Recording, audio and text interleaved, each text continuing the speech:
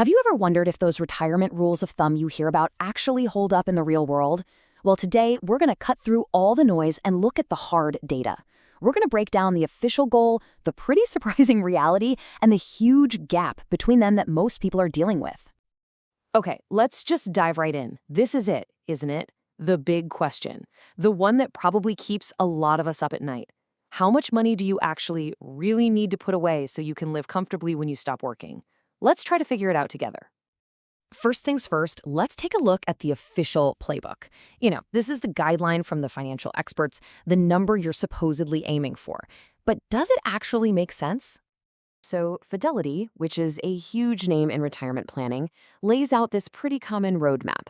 Now, don't worry about reading all the tiny text here. Just focus on the main idea of this graph.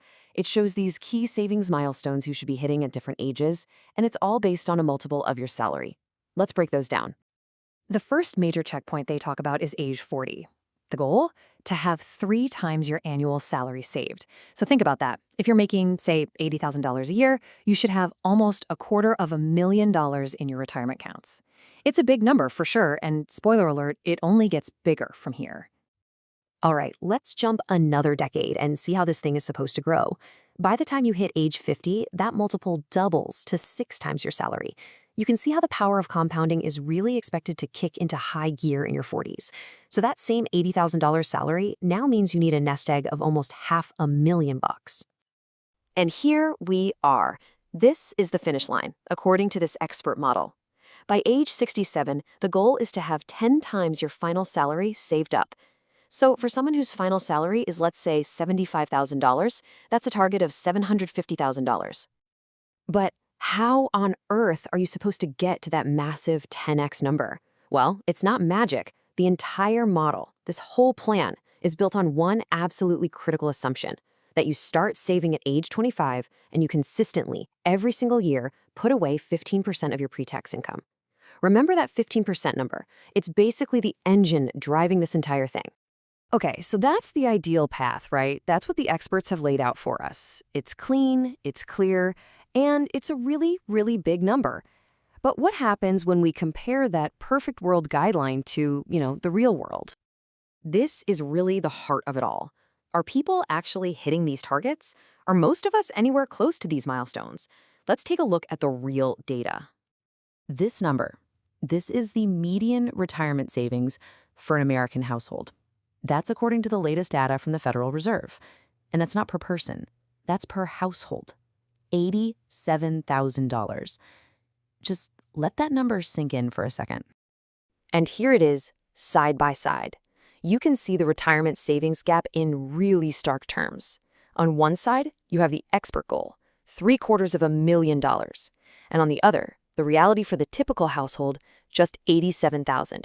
It's a massive, massive divide. So the huge question is, why? Why is there such a massive disconnect between the ideal plan and what's actually sitting in people's accounts? Let's break down some of the key reasons. A huge piece of the puzzle is just access. As you can see here, more than a third of people who aren't retired yet have no dedicated retirement savings account at all. That means no 401k from work, no personal IRA, nothing. It's kind of hard to hit a savings goal if you don't even have the account to save in. And hey, even for the people who are saving, there's a serious confidence problem. In what should be your prime saving years, between ages 30 and 44, only about a third of people feel like their savings are actually on track. That means the vast majority of people feel like they're already falling behind, and that can be incredibly discouraging. Okay, so I know the gap is huge and the data can feel pretty overwhelming. But don't get discouraged.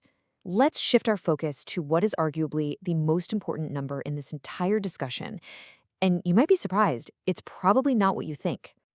Because here's the thing, while that big 10x number gets all the attention, obsessing over it might actually be working against you. It's just not the most important part of the story. And what's really interesting is that Fidelity, the same people who gave us those intimidating milestones, also kind of gives us the solution. It's not about hitting every single target perfectly. As they put it, the key is to take action, and the earlier the better. It really just all comes down to starting. And this, right here, this is the key takeaway of this whole thing. The most important number isn't some huge figure decades down the road. It's the percentage you can save today. Remember that 15% savings rate we talked about? That is the real driver. Focusing on your savings rate, not the final dollar amount, is what actually moves the needle. So we'll just leave you with this question and to think about. Forget the giant, scary number for a minute. What is one small, concrete thing you can do this week to either get started or just get back on track? Because as all this data shows, that little step is the one that truly matters.